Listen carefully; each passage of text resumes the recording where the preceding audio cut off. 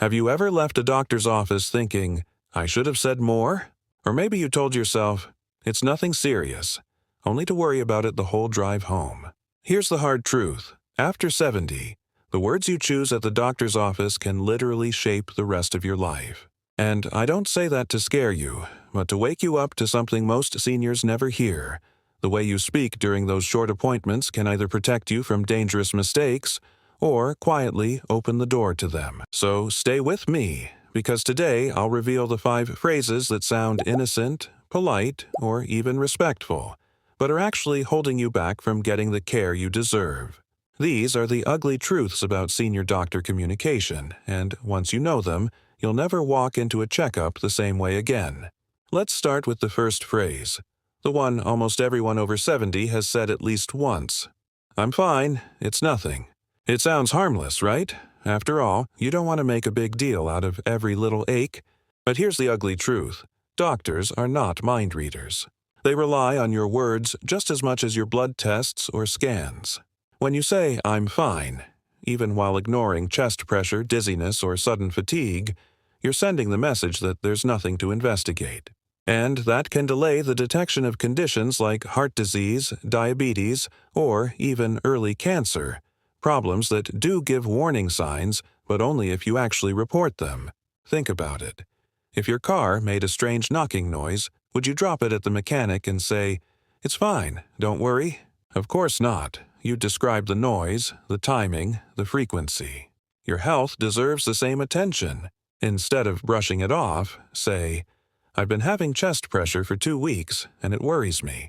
That one clear sentence could be the difference between an early, treatable problem and a life-threatening crisis that was missed. Now, the second phrase, it's just my age.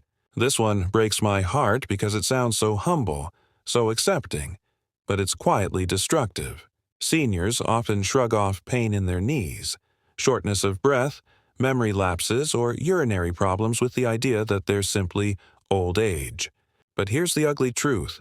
Aging itself doesn't cause everything. Yes, joints may wear down and reflexes may slow, but not every symptom is inevitable. In fact, many are treatable. That fatigue, it might be anemia. That memory fog, it could be a vitamin deficiency, thyroid problem, or even a side effect of medication. When you say, it's just my age, you're giving up the chance for doctors to rule out treatable causes.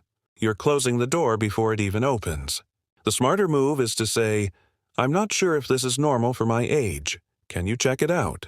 That single question invites investigation, gives your doctor a clue, and ensures you don't miss something reversible. The third phrase is one of the most common. I don't want to bother you.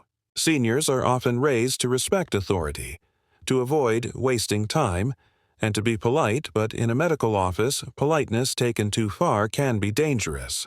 Doctors are busy, yes, but their job is to answer your concerns. When you keep quiet about confusion over a prescription, uncertainty about a test, or side effects you're experiencing, you are putting yourself at risk. Let's say your doctor prescribes 3 new pills and you leave without asking, what are these for?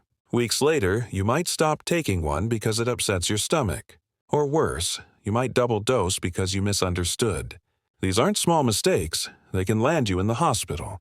The ugly truth is that silence kills clarity. Instead, speak up.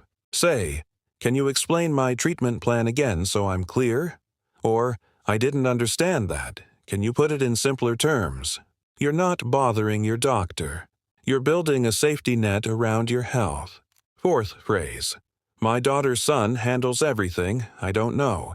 Of course, it's natural to rely on family for help, especially with complex health systems, medications, and insurance. But there's a danger in giving away all control.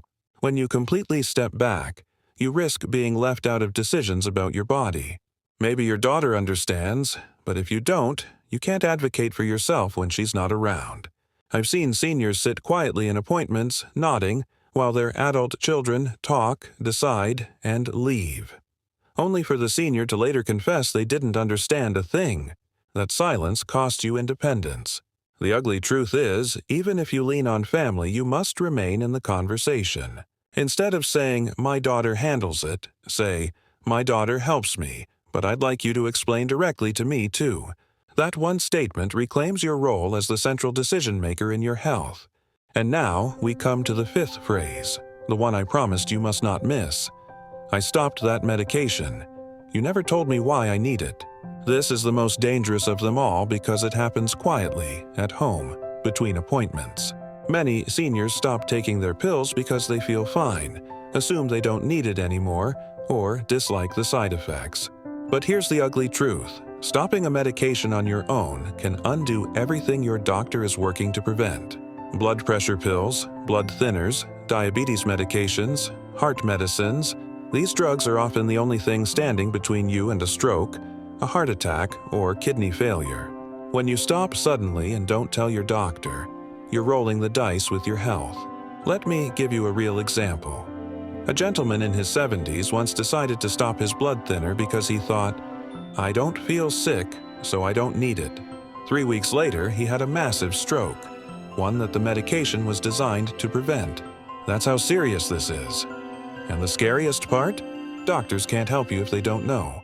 If you don't understand why you're taking a medication, don't just stop it. Say this instead.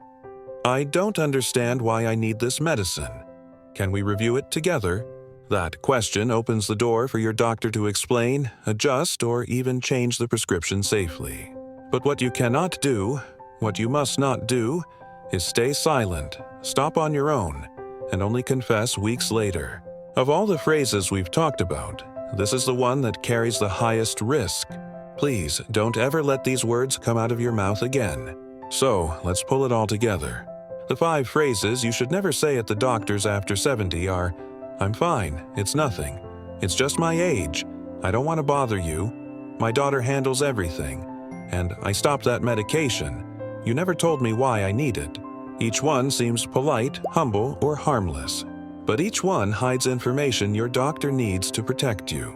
The ugly truth is that after 70, your words are more powerful than ever. They can either open the door to better care or quietly close it. Here's what I want you to remember. You are not a burden, your symptoms are not just age, and your medications are not optional experiments. Your health is too precious, your years too valuable to be lost to silence or politeness. At your next appointment, catch yourself before those phrases slip out. Replace them with clarity, curiosity, and courage. Say, this has been worrying me. Say, is this normal for my age? Say, can you explain that again? Say, include me in the explanation. And most of all, say, help me understand why I need this medicine. Because the bottom line is simple. After 70, your voice is not just important, it's life-saving. Use it, protect it, and never, ever let the 5th mistake be yours.